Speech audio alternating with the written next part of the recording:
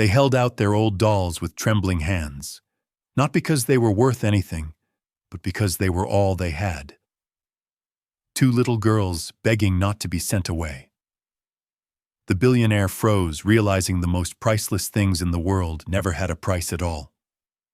Callum Sterling Wexler had spent most of his adult life surrounded by glass.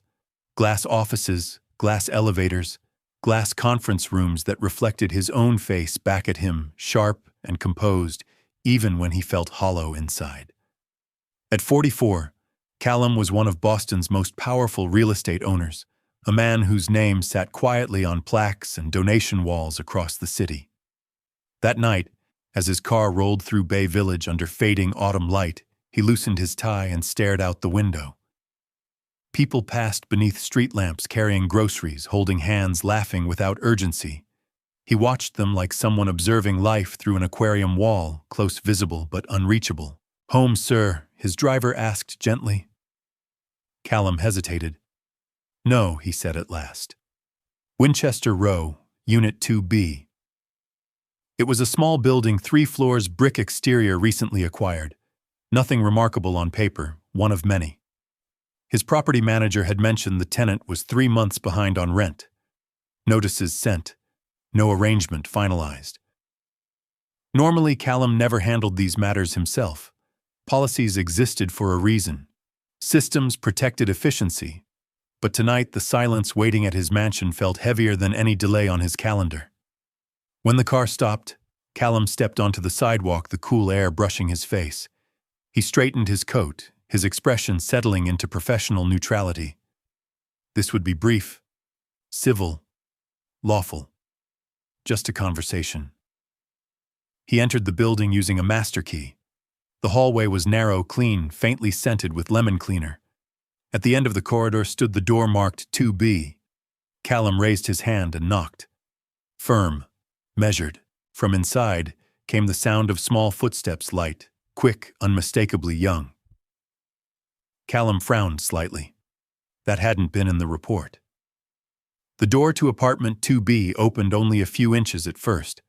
2 faces appeared in the narrow gap, one slightly taller than the other. The older girl stood protectively in front, her shoulders squared with a seriousness far beyond her age. The younger peeked out from behind her arm, eyes wide, curious, unafraid. They held hands. The older one looked up at Callum and spoke with careful politeness. "Are you the house man?" The question landed softly, but it startled him. Callum hadn't been called that in years. He was usually Sir or Mr. Wexler, or the owner, never the house man. Before he could respond, a woman's voice came from deeper inside the apartment. "Girls, remember what I said. Please step back." The door opened fully. The woman who stood before him was in her early 30s, her posture straight, despite the fatigue shadowing her eyes. She wore a simple sweater and jeans, clean but worn, and her hair was pulled back in a no-nonsense knot. There was no panic in her expression, only awareness. "I'm Marin Hart," she said calmly. "You must be Mr. Wexler." Callum nodded. "Yes." Her gaze flicked briefly to the girls, then back to him. "I know why you're here. Please, come in." The apartment was small but orderly. A narrow couch, a tiny kitchen table. Children's drawings lined the refrigerator houses with crooked windows. Suns drawn 2 large figures holding hands. Marin gently guided the girls toward a short hallway. "Junie, Lark, sweethearts, go to your room for a moment, please." They didn't move right away. Junie hesitated, then spoke again, quieter this time. "Mommy, is this about the house?" Marin knelt to their level, her voice steady. "Grown-ups are talking. Everything's okay." Junie nodded, trying to be brave. As they turned away, Callum noticed something he hadn't expected.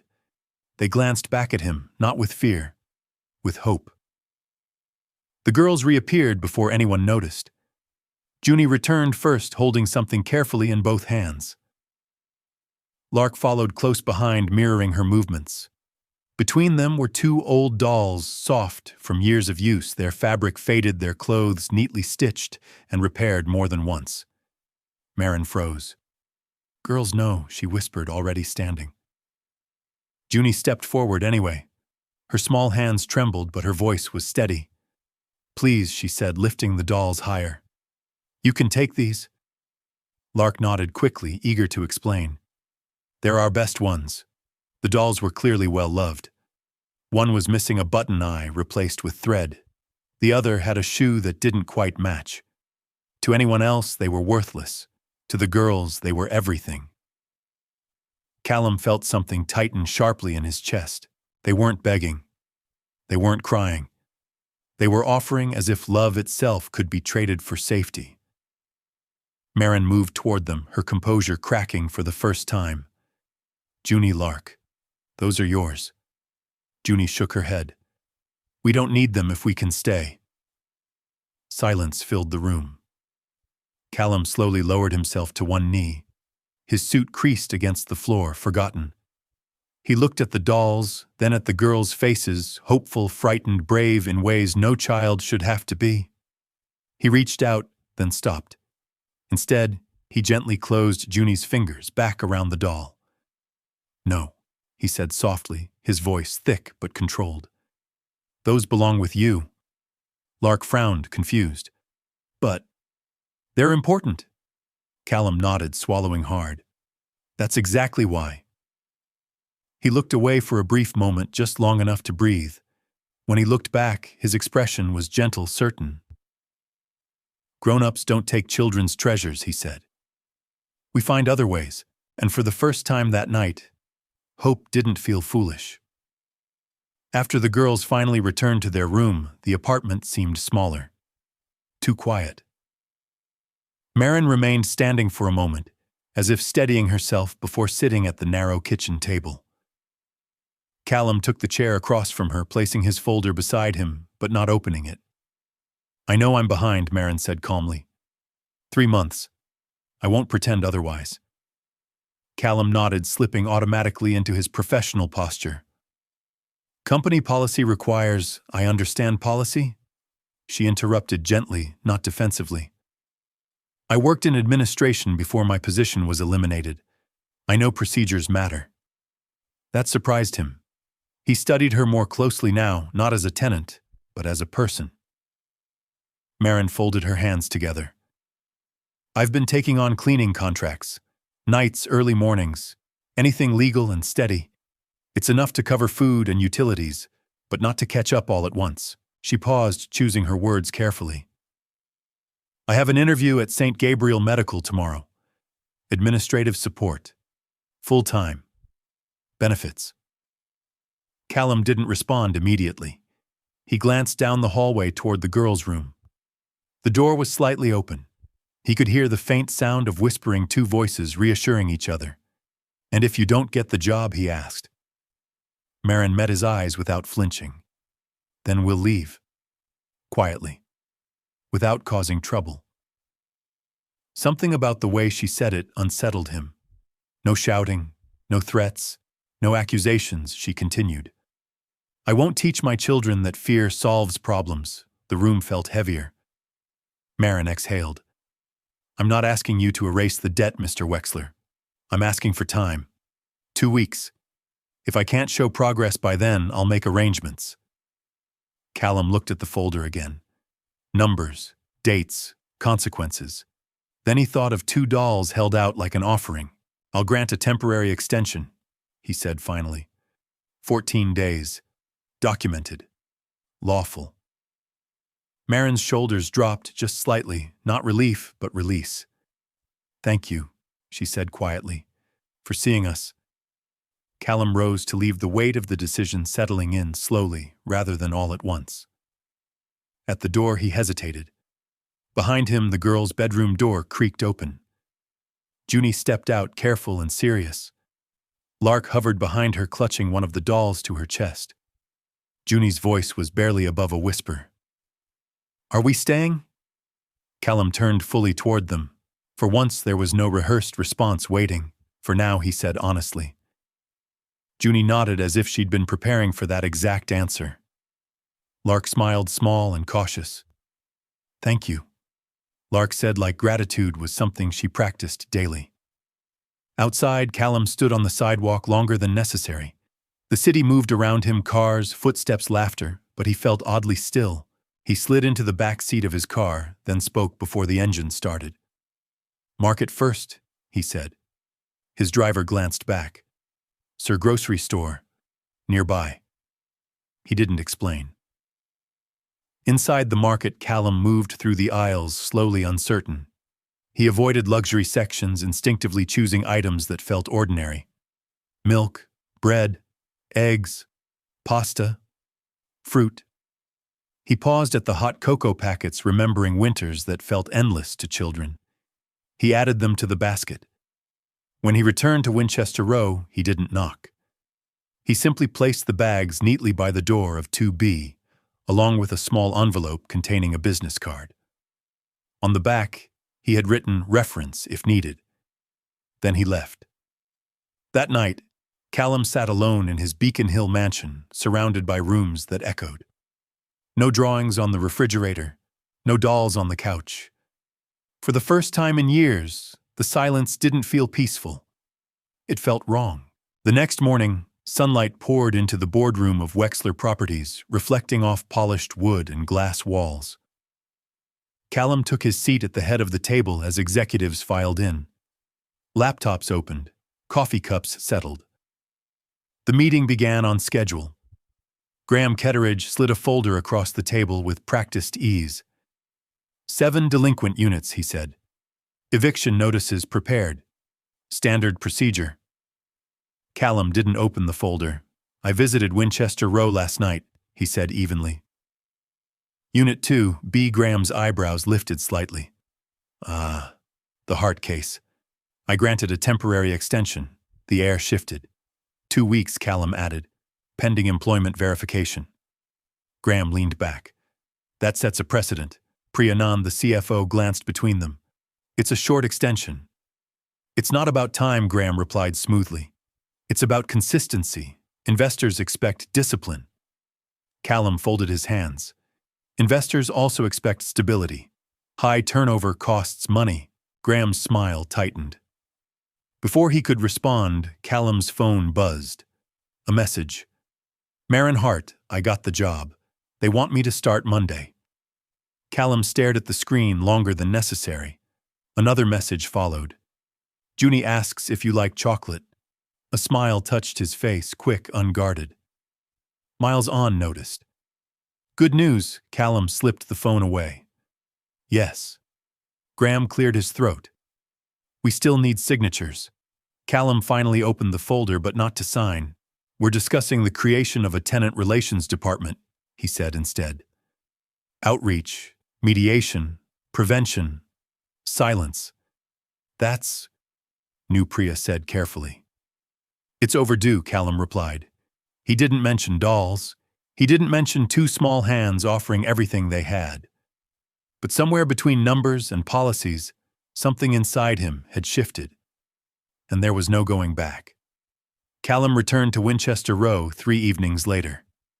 Officially, it was to check on heating efficiency. In truth, he had replayed Junie's question, "Are we staying more times than he cared to admit?" When Marin opened the door, surprise flickered across her face before she masked it with composure.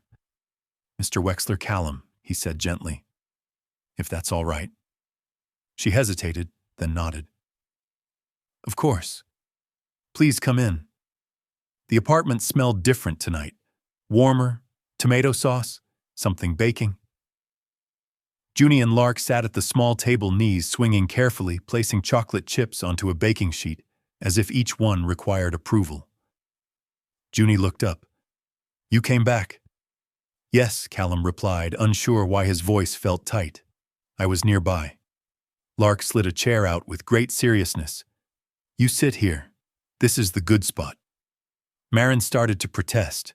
This wasn't planned, this blurred lines, but Callum was already removing his coat, folding it neatly, behaving less like an owner and more like a guest who knew how fragile invitations could be. They ate simple pasta together, No speeches, no explanations. Junie talked about school. Lark explained in detail why dolls needed to sleep facing the window. Murren listened occasionally, glancing at Callum as if checking whether this was real. At one point, Lark tilted her head and asked without ceremony, "Do you live with anyone?" The room stilled. Callum swallowed. "No." Junie frowned. "Is it because you like quiet?" He thought about his mansion, the echo, the unused rooms. "No," he said honestly. "It's because I forgot how to share space." The girls accepted this without judgment. Lark nodded. "You can practice here." And for the first time in years, Callum laughed not loudly, but freely. The next morning, Callum stood alone in his office before sunrise. Boston Harbor glimmered beyond the glass. Normally, this hour belonged to spreadsheets and projections. Instead, his mind returned to a tiny kitchen table and two girls who treated presents like a gift. He called Priya first. "I want to discuss a new division," he said. "Tenant relations, proactive support." Priya paused. "This isn't a press move," no, Callum replied. "It's infrastructure." Later that day, he met with Priya and Miles in a smaller conference room, no board, no Graham. He outlined the plan: early intervention for rent, hardship, payment, mediation, partnerships, with verified nonprofits, clear legal boundaries. "Fewer evictions," Miles said slowly. "Higher retention, and fewer families disrupted," Callum added. Priya studied the numbers. This could work. That afternoon, Murren emailed him professional, concise. "I accepted the hospital position. Thank you for the reference. I can begin discussing a payment plan." He stared at the screen, then typed back just as carefully. "Congratulations. We'll discuss options when you're ready." He didn't add what he wanted to say. "You did it. I never doubted you." That night, Junie taped a new drawing to the refrigerator. It showed a small table. 3 figures. 2 dolls sitting beside them. Above one figure, she wrote in careful letters, CAL. Callum saw it when he stopped by briefly to drop off maintenance paperwork. He didn't comment, but he stood there longer than necessary, committing it to memory. Maren accepted Callum's job offer a week later, but only after asking every question that mattered. Who would I report to? What authority would I actually have? And how do we keep my children out of this? Callum answered each one without deflection. "You report to me initially. Your authority is real, and your children are off limits always." She studied him for a long moment. Then she asked the question she'd been carrying since the dolls. Why us? Callum didn't answer quickly. He didn't look away either. "Because you didn't beg," he said. "You stood, and because your daughters offered what mattered most to them, without knowing if it would work." Maren nodded slowly. "I won't be a symbol." "I don't want one," Callum replied. "I want someone who understands what housing actually means." She agreed on one condition. "This stays clean, professional, safe." "It will," he said. "I promise." That evening, Callum walked Junie and Lark to the park outside the building while Maren finished a call. Junie kicked leaves along the path. "You're different," she observed. How? Callum asked. "You listen," she said simply. Lark added, "And you don't take dolls." Callum knelt beside them. "I won't take anything that belongs to you." Junie looked up, eyes serious. "Then you can stay." It wasn't a request. It was permission. The invitation came folded inside Junie's backpack. A pale blue flyer from school edges, slightly crumpled, announcing a Saturday family picnic at the Boston Public Garden. Maren found it while sorting papers at the kitchen table, her eyes lingering on the word family longer than necessary. Junie hovered nearby. "Can Cal come?" Maren hesitated. She had learned quickly that hesitation was the shadow side of hope. "He's very busy," she said carefully. "But he listens," Lark added, as if that settled everything. Maren didn't answer right away. Instead, she sent a brief message. "There's a school picnic this weekend. The girls asked about you. No pressure. The reply came minutes later. If it's appropriate, I'd be honored. Saturday arrived crisp and bright. The public garden was alive with colored children, running parents, setting down blankets, laughter drifting across the water. Marin spotted Callum before he reached them, standing a few steps back, unsure where to place himself. Junie saw him first. "Cal," she shouted, racing toward him with unfiltered joy. Callum caught himself just in time, kneeling as Junie collided with him, arms wrapping around his neck. Lark followed, grabbing his hand like it was the most natural thing in the world. Marin watched closely, not possessive, but alert. Callum kept his movements gentle, public, respectful. No sweeping gestures, just presence. They sat together on a blanket beneath a maple tree. Junie explained her sandwich rules. Lark insisted Callum hold the dolls while she tied her shoe. A few parents glanced over. Some recognized him. Whispers stirred, not cruel, just curious. When a camera lens flashed faintly from a distance, Callum noticed immediately. He shifted his position subtly, placing himself between the girls and the noise, his back straight. His expression calm. Junie frowned. "Did we do something wrong?" Callum shook his head. "No. Sometimes grown-ups forget where to look." He took both girls' hands and smiled. "You're doing exactly right." Marin felt it then, not fear, not gratitude. Trust. The boardroom felt colder than usual. Graham Ketteridge stood near the windows, arms crossed, watching the city like it owed him something. The agenda had been revised again. Callum took his seat unhurried. "Before we proceed," Graham began smoothly, "I believe we need to address recent optics." Callum didn't interrupt. Public appearances, personal involvement with tenants, media speculation. Graham continued. "This affects investor confidence." Priya glanced at Callum, then back to her notes. Miles leaned forward, attentive. Callum folded his hands. "Are we discussing performance or perception?" Graham smiled thinly. "In our world, they're inseparable." Callum stood. He didn't raise his voice. He didn't defend himself personally. Instead, he distributed folders. Inside a detailed proposal, the Wexler Foundation for Housing Stability. Budgets, timelines, legal frameworks, conservative projections. "We lose more money to turnover than we admit," Callum said calmly. "We spend millions reacting instead of preventing." Graham scoffed. "This feels rushed." "It's measured," Callum replied. "And lawful." Priya spoke up. "The numbers are sound." Miles added, "So is the reputation gain." Graham's expression tightened. "This is sentiment dressed as strategy." Callum met his gaze. "No. This is strategy that remembers people live in our buildings." Silence followed. For the first time, Graham looked uncertain. "This board will vote," Graham said finally. Callum nodded, as it should. He sat down, heart steady. Whatever happened next, he knew one thing. He wasn't stepping back. That evening, Callum returned to Winchester Row. Not for inspection, not for paperwork. Just to walk the girls to the corner store for ice cream, something ordinary enough to feel safe. Junie chose chocolate. Lark chose rainbow. Callum let them decide his too. Vanilla, Junie declared. Because it's calm. They walked slowly, hands swinging. Street lights blinked on one by one. Lark spoke first. "People look at you a lot." Callum smiled. "They do." Junie thought about this. "But you look at us." "Yes," he said quietly. "I do." Back at the building, Marin waited at the door.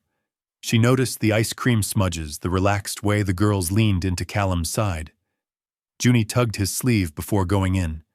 "You can stay," she said seriously. Callum knelt. "Stay how like today," Lark added. "Not forever. Just don't disappear."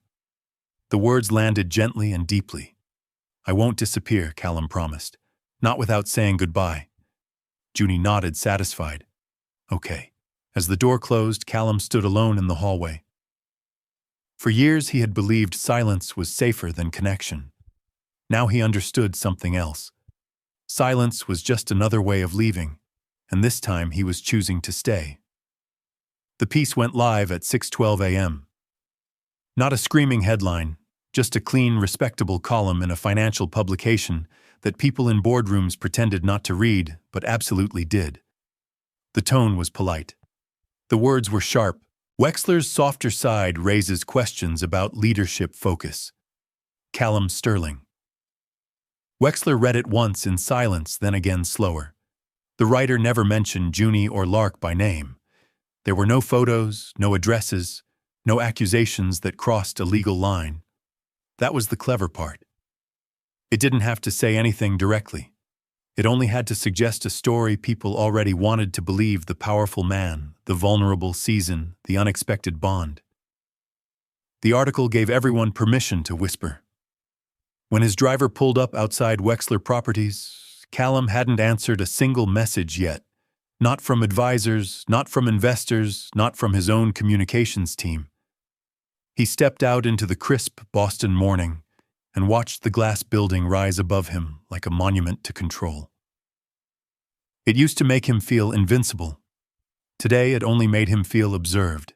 Inside the lobby hummed with that careful corporate energy, smiles that moved too quickly, eye contact that lasted too long. He took the private elevator to the top floor and walked straight into his office without removing his coat. Megan, his assistant, hovered at a respectful distance. Mr. Wexler, Graham Ketteridge asked if later. Callum said gentler than the word sounded. He shut the door and stared at his desk. There were contracts, development proposals, earnings summaries, the kinds of things he had always trusted: paper that didn't tremble, numbers that never asked for reassurance. His phone buzzed again. Priya, Miles, 2 missed calls from an investor group. Callum didn't ignore them. He simply refused to let panic choose his words. He dialed Priya first. "Tell me what you're hearing," he said. Priya's tone was calm, but he could hear the caution underneath. They're framing it as governance risk. Not wrongdoing, just distraction. They want distance. And Graham, Callum asked. A pause. Graham's been unusually active. Callum's jaw tightened. Get Miles. Minutes later, the three of them sat in a smaller conference room with the blinds half drawn. No assistants, no audience, just the quiet truth that real power rarely announced itself loudly. Miles slid his tablet across the table. He's been speaking with 2 board members privately. No proof of coordination with the article, but the timing is convenient. Priya exhaled. He'll use this to call an emergency session. Callum nodded as if he'd already accepted it. Good. Priya blinked. Good. Callum leaned back, eyes on the ceiling for a moment, gathering something steadier than anger. If they want to test me, I'd rather it happen now. Not after we've half built the foundation and left it exposed. Miles watched him carefully. So what do you do? Callum's voice came out low, precise. I don't defend myself emotionally. I defend the plan. I defend the boundaries. I defend the professionalism. Priya's lips pressed together. And the optics. Callum looked at her. We don't give them more to twist. We keep everything clean. By noon, the meeting was scheduled. Emergency session, leadership alignment, and strategic risk review. The boardroom filled with familiar faces and unfamiliar tension. Graham sat at the far end, posture, perfect expression, politely concerned. He looked like the kind of man who never raised his voice and still made people feel smaller. Thank you all for coming on short notice, Graham began smoothly. Recent media speculation has created questions we need to address proactively. Callum didn't interrupt. He didn't glare. He simply listened, which was its own kind of control. Graham continued. We're discussing focus, leadership bandwidth, the appearance of personal entanglement with tenant matters. Particularly when families include minors, we must be cautious about exposure. Callum stood. The chair barely scraped the floor. The sound cut through the room like a clean blade. Stop, he said, not loud, not dramatic, just final.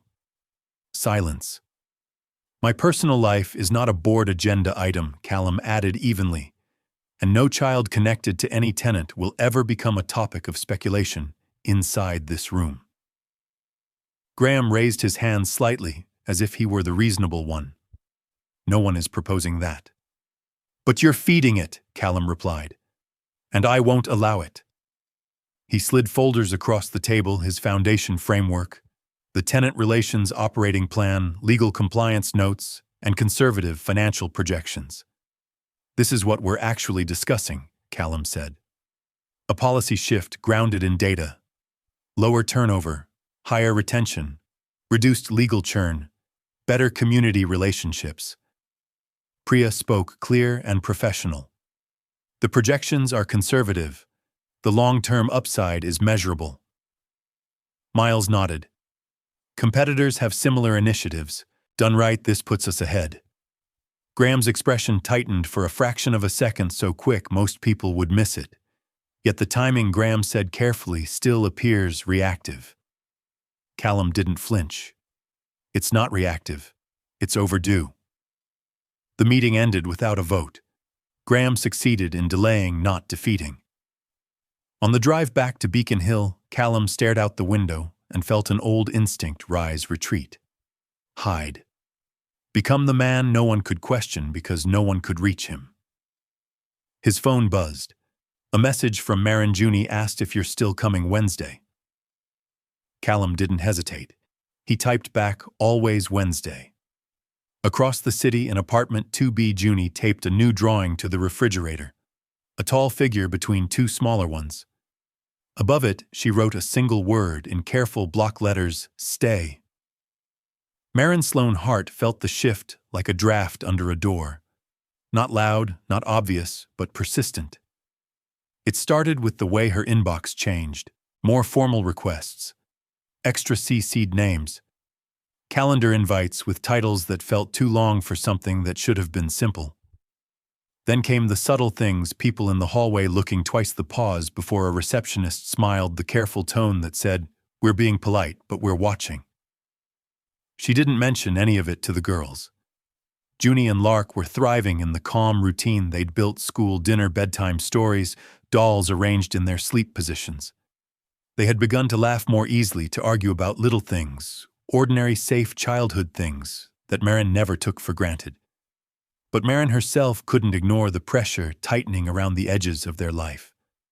That night, after the girls were asleep, two small bodies curled under blankets, each holding a doll, as if it were a key. Marin poured tea and sat at the table.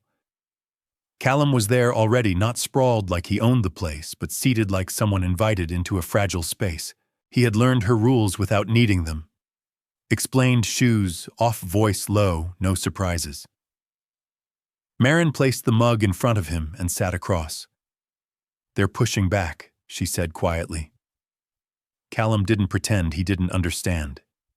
Yes, because of the foundation, she asked. Because of change, he corrected gently. And because Graham wants to control the direction of the company. Marin stared at the steam rising from her mug. And because of us. Callum's eyes softened. You're part of the story now, whether we like it or not. But you didn't write the article. You didn't call the meeting. You didn't create the power struggle. I didn't, Marin agreed. But my daughters are the ones who get affected first. Callum nodded once slow. I know. Marin's voice stayed steady, but there was something underneath it, years of guarding her life with careful hands. I've lived most of my adult life making myself smaller, quiet, unnoticeable. Because being seen felt risky. Callum didn't interrupt. He didn't rush her. Marin continued. When we were close to losing housing before, I learned how fast the world turns cold when it smells weakness. I promised myself my girls would never feel that again. Callum's jaw tightened, not with anger, but with something like shame at how much power he held in the same system that could crush someone like Marin so easily. I won't let them be harmed by this, he said. Marin lifted her eyes. I need to hear you say something more precise than that. Callum inhaled, then nodded. You're right. He leaned forward slightly. Your daughters will remain protected. No photos, no public statements involving them, no appearances engineered for optics. If the media tries to make them a story, we shut it down legally and quietly. If anyone inside the company crosses boundaries, we document it and correct it. Marin's shoulders loosened a fraction, but she still looked haunted by something else, an older fear. She asked the question she'd been avoiding because it felt too intimate to speak out loud. Are we a pause for you? Callum didn't answer quickly. The silence stretched, but it wasn't empty. It was careful. Finally, he said, After my family, I stopped living. I didn't call it that. I told myself I was being disciplined, focused, responsible. His voice lowered, but it was grief wearing a suit. Marin swallowed. Callum met her eyes. Meeting you and the girls didn't replace anyone.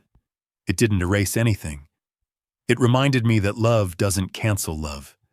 It expands. Marin's throat tightened, but she didn't cry. She didn't want emotion to become a trap. And if one day you wake up, she said softly, and realize you were clinging to us because it hurt less than being alone. Callum's answer came firm. Then I'll tell you the truth. And I'll do the responsible thing, slow down, step back, whatever it takes to protect them. He paused, then added, But that isn't what this is. Marin held his gaze, measuring sincerity, the way she had learned to measure weather by what it did not, what it promised. A small sound came from the hallway. Bare feet.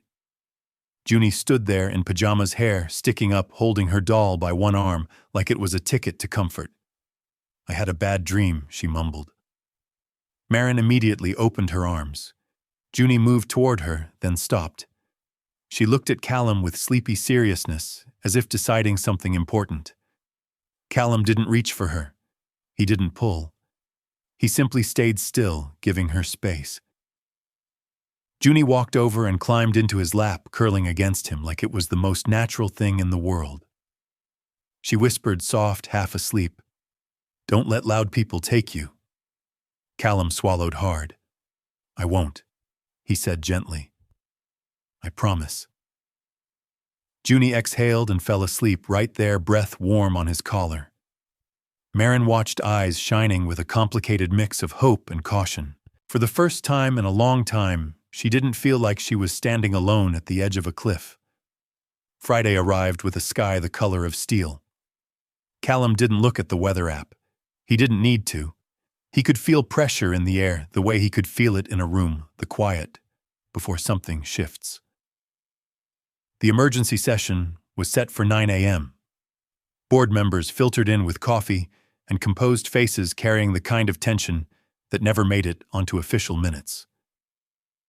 Graham Ketteridge sat near the head of the table, a thick folder placed perfectly in front of him, like a judge preparing to read a verdict. Callum entered without rushing. He wore a simple dark suit. No sharp tie pin, no dramatic power display. Just a man showing up with steadiness. Priya met his eye briefly and nodded. Miles gave a small supportive smile that faded quickly when he caught Graham watching. Graham opened the meeting with his usual calm tone. We're here to evaluate strategic risk and leadership alignment, he said. Recent initiatives and public speculation have introduced uncertainty. Callum let him speak. It was almost tempting to interrupt, but Callum had learned something in the past weeks. When you want the truth to land, you don't throw it like a weapon. You place it down, Graham continued. No one questions Mr. Wexler's intelligence or historic performance. Our question is whether recent, personal distractions have compromised the clarity required for this role. The room held its breath. Callum rose slowly. I'll be brief, he said. He didn't mention Marin. He didn't mention Junie or Lark. He didn't hand anyone a love story to pick apart. Instead, he spoke about the company. Over the last 5 years, we have increased revenue, Callum said evenly. We have also increased turnover in certain properties. Turnover has a cost. Legal churn has a cost. Reputation damage has a cost. He glanced down the table. We have been paying for short-term victories with long-term erosion. Graham's expression remained neutral. That's a philosophical framing. It's a business framing, Callum replied. And it's measurable. He slid a second set of documents forward: retention data, vacancy rates, maintenance, recovery costs, tenant mediation outcomes. It wasn't flashy. It was undeniable. Priya spoke first. These numbers are correct. Miles added, this is strong governance, not sentiment. Graham leaned forward slightly. Then why the sudden urgency? Callum's voice stayed calm. Because I finally stopped confusing silence with strength. The room went still. Callum continued. If you want to evaluate my leadership, evaluate it on policy discipline, legal compliance, financial outcomes, and ethical stability. Not on gossip. Graham's jaw tightened at the word. And if you're asking whether I'm changing, Callum said, then yes, I am. He looked around the table. But I'm not unraveling. I'm refining. A vote was called not to remove him, but to limit his authority over the Foundation initiative pending review. It was a softer knife, the kind that pretended to be reasonable. Priya spoke before the vote. Limiting authority mid-implementation creates greater risk.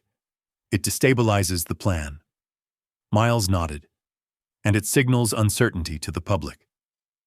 The board voted. Callum kept control narrowly. The Foundation proceeded.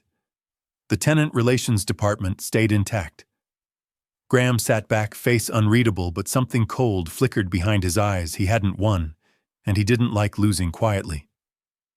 After the meeting, Callum walked out into the hallway and exhaled for what felt like the first time all week. He didn't go to his office. He didn't call a reporter. He didn't celebrate. He went to Winchester Row. Junie and Lark were on the steps, as if they had been waiting for him to come back from something important. Marin stood behind them, hands tucked into her sweater sleeves, trying to look calm. Lark asked first, "Did the suit people stop being loud?" Callum's mouth twitched. "They're quieter." Junie stepped down one stair and held out both dolls at once, arms straight, expression solemn, like it was a ceremony. "For your pocket," she said, "so you don't forget us." Callum took the dolls just for a moment. The fabric was soft from years of love. The stitching uneven. The kind of worthless that could break a grown man's heart. He handed them back carefully. "I won't forget you," he said. Junie's eyes searched his face. Promise. Callum knelt so he could look her in the eye. "Promise." Lark leaned in and whispered, as if sharing a secret she had just discovered. "Then you're not alone." Callum's throat tightened. He didn't cry. Not in front of them. Not because tears were wrong, but because he wanted them to feel safe, not responsible for his feelings. He simply nodded and smiled. And for the first time since he'd lost everything, he let himself believe a new truth. Some families aren't found. They're built one quiet promise at a time. The brownstone wasn't impressive. That was the first thing Marin noticed. No iron gates, no marble lions, no echoing hallways that swallowed footsteps. Just a narrow brick building on a quiet back bay street, with ivy climbing the edges like it had chosen the place deliberately. Callum stood beside her on the sidewalk, hands in his coat pockets, suddenly uncertain, in a way Marin had never seen him before. "I didn't want it to feel like a monument," he said quietly. "I wanted it to feel reachable." Junie tilted her head, studying the front steps. "Does it bite?" Callum blinked. "The house." She nodded seriously. "No," he said, smiling. "It doesn't bite." Lark walked straight up the steps and pressed her palm against the door. "It's warm," she announced, as if that settled everything. Inside the house smelled faintly of fresh paint and old wood. Sunlight filtered through tall windows, touching the floor like it had somewhere important to be. There was a staircase that creaked, not dramatically, just enough to be honest. Marin moved slowly, not because she was afraid, but because she had learned to measure hope carefully. "This isn't an offer," Callum said, sensing her caution. "It's a possibility, only if it ever feels right." Marin nodded. "I appreciate that." They walked through the rooms together, a modest kitchen, a living room with space for noise. Upstairs, 2 smaller bedrooms with windows that looked out over trees instead of traffic. Junie stepped into one room and froze. "This one," she said softly. "For you?" Marin asked. Junie shook her head. "For us." Lark wandered in behind her, dragging her fingers along the wall. "The dolls like it." Callum leaned against the doorframe, chest tightening. He hadn't asked for this. He hadn't planned for it. But something about the way the girls claimed space, not greedily, not fearfully, made the house feel less like a purchase and more like an invitation. Marin sat on the edge of the empty bed frame and exhaled. "They've never picked a place before," she admitted. "We usually just adjust." Callum crouched to Junie's level. "You don't have to choose anything today. Or ever." Junie looked at him seriously. "We're not choosing. We're noticing." That night, after they returned to apartment 2, B. Marin stood at the sink washing dishes while Callum dried without being asked. It was quiet, the kind of quiet that didn't demand explanation. "You don't owe us a solution," Marin said eventually. "I know," Callum replied. "But I do owe you consistency." Marin turned to face him. "That's a heavier promise than people think." "I mean it that way." From the living room came the sound of the girls whispering. Then Junie appeared holding both dolls. "We talked," she said. Marin tensed slightly. About what? Junie hesitated, then looked at Callum. "If loud people come back." Callum knelt again. "Always eye level, always steady. If they do, the rules stay the same. You're safe. Your mom decides. No one takes anything away." Lark added quietly, "And you don't disappear." Callum didn't answer right away. When he did, his voice was certain.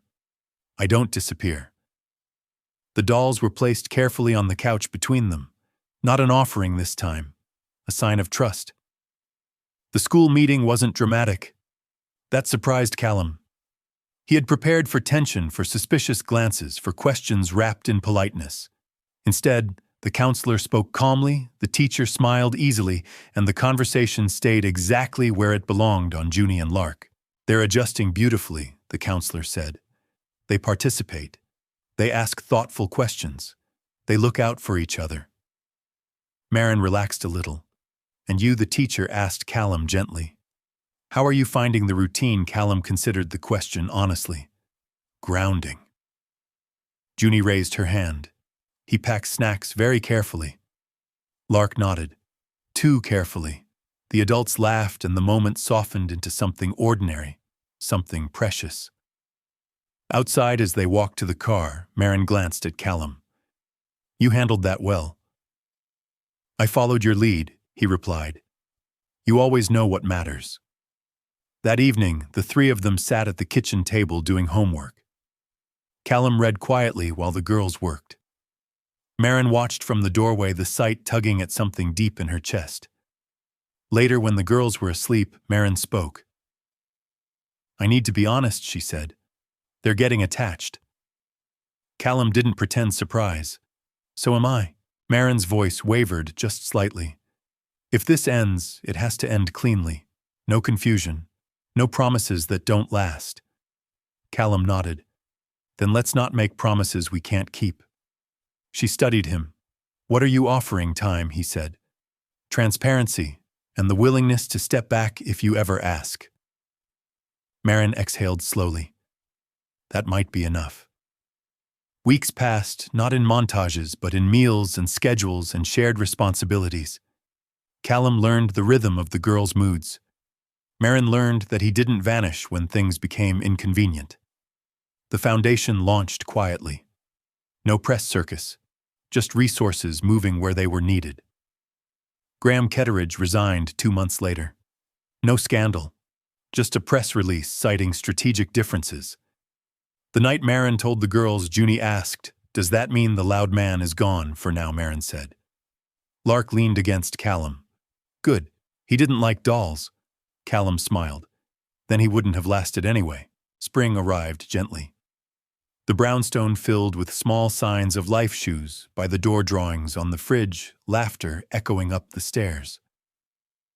Marin moved in slowly, one box at a time, one decision at a time. No one rushed her. One evening, as rain tapped softly against the windows, Junie looked up from her coloring. "Are we staying?" she asked. Marin met Callum's eyes. "Yes," Marin said. "We're staying." Junie didn't cheer. She didn't jump. She simply nodded like something inside her had finally unclenched. Later after bedtime, Callum stood in the doorway of the girls' room watching them sleep, dolls tucked safely under their arms. "I don't want to replace anyone," he said quietly. Marin stepped beside him. "I know. I just want to show up." Marin took his hand. That's how families work. The adoption conversation came months later. Carefully, with professionals, with every safeguard in place. When Junie was told, she asked one question. "Do we still keep our names?" "Yes," Marin said. Junie smiled. "Good. We worked hard on them." On the day the paperwork was signed, there were no photographers, no speeches, just a quiet lunch and a walk through the park. Lark took Callum's hand and said very matter-of-factly, "You're ours now." Callum squeezed back. "I always was." That night, as the house settled into sleep, Marin watched Callum read aloud, voices silly, pacing patient. For the first time in her adult life, she allowed herself to believe something solid, love, didn't arrive loudly. It stayed. The courtroom was quiet in the most unremarkable way. No tension, no drama, just paperwork, soft voices, and the slow turning of pages. Callum sat beside Marin, hands folded, posture calm. He wasn't here to win anything. He was here to witness.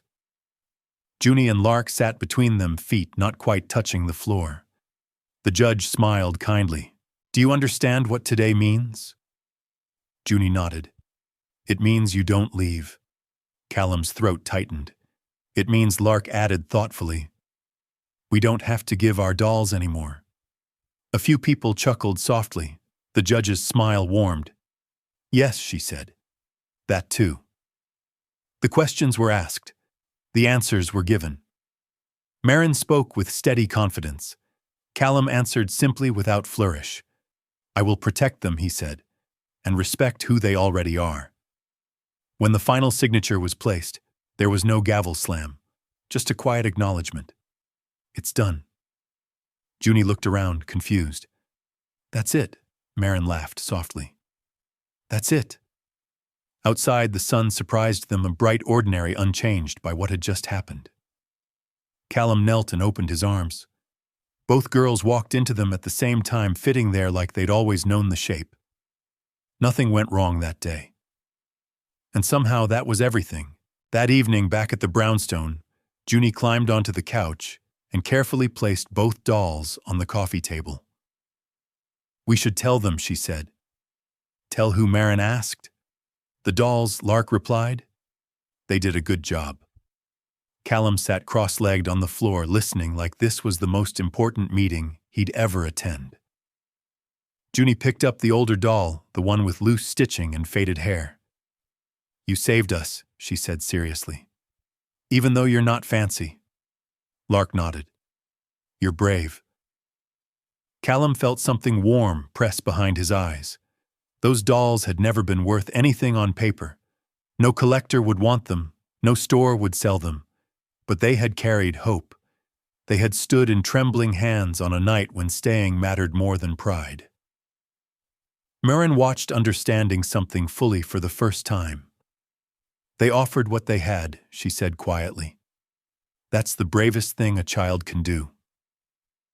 Callum looked at the dolls, then at the girls. "I'll keep remembering that." Junie smiled. "Good. because grown-ups forget. Later, when the house was quiet, Callum placed the dolls on a shelf, not hidden, not displayed, just present, a reminder. Some of the most valuable things in a life never had a price to begin with. Months passed, not in headlines, not in boardrooms, but in lunches, packed shoes, tied bedtime stories, repeated until memorized. The foundation grew steadily. The company stabilized. The world kept moving. Inside the brownstone, life settled. One evening, rain tapping gently against the windows, Marin watched Callum help Lark with a puzzle while Junie read aloud from the couch, slow, proud, careful with every word. Marin realized something quietly astonishing. She wasn't bracing anymore. No backup plan running in her head. No exit strategy folded into her pocket. Just presence. Callum looked up and caught her watching. What? She shook her head, smiling. Nothing.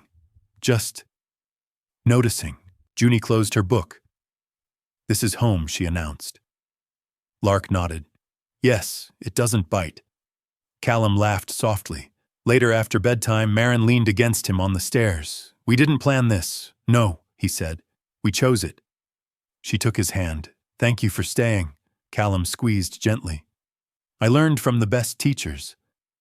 Upstairs in the quiet rooms, 2 dolls rested safely beside 2 sleeping girls. No longer currency, no longer shields. Just keepsakes of the night everything changed, and the day it finally stayed. Because home isn't where you're allowed to remain. It's where no one ever asks you to leave. Did this story move your soul? Share your feelings in the comments and rate it from 1 to 10. Don't forget to like, share, and subscribe, then tap the bell icon so you never miss a new story. Click the end screen to watch another heartfelt video. See you in the next story.